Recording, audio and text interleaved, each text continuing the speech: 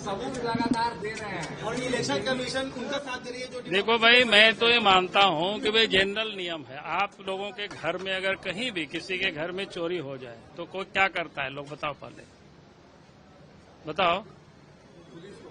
Police को लिखित में जाके देते हो ना कि साहब मेरा घर में चोरी हो गया, इसके बाद पुलिस जांच पड़ताल करती है। तो इलेक्शन में भी जब वोट की चोरी हो गया, राहुल गांधी बोल रहे हैं, तो काम क्या है राहुल गांधी का?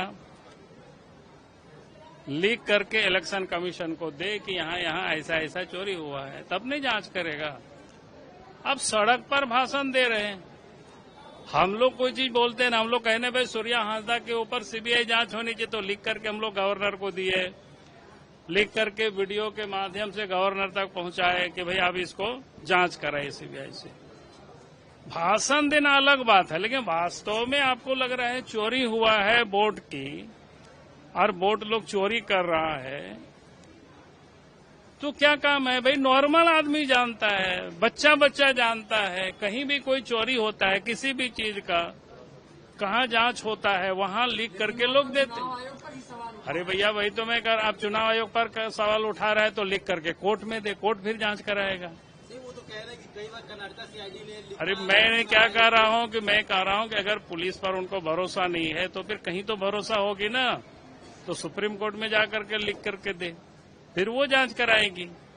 लेकिन आपको कहीं ना कहीं तो लिखित में देना होगा ना जांच के लिए, कि आप सड़क पर भाषण देते रहेंगे और आप लोग उसको चलाते रहोगे। भैया ये तो नॉर्मल चीज है।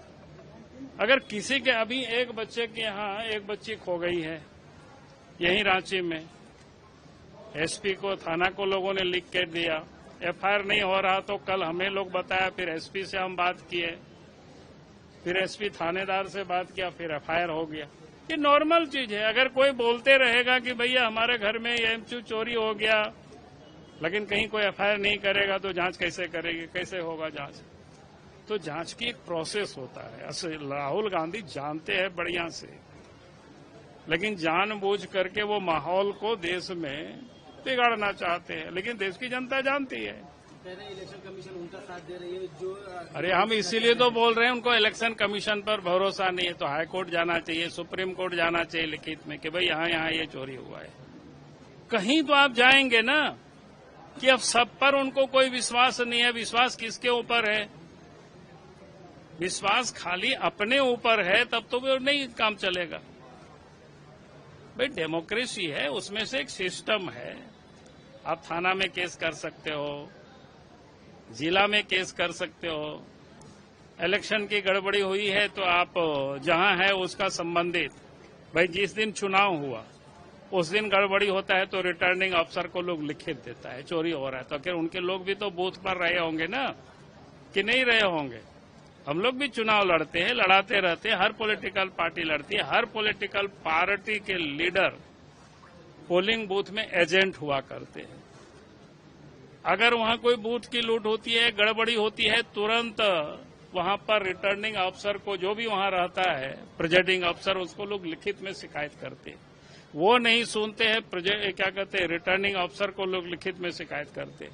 वो नहीं सुनते हैं, फिर क्या कहते हैं, इलेक्शन कमीशन को शिकायत करते हैं। वो भी नहीं सुनते हैं तो हाईकोर्ट में लग जाकर के लोग केस करते हैं।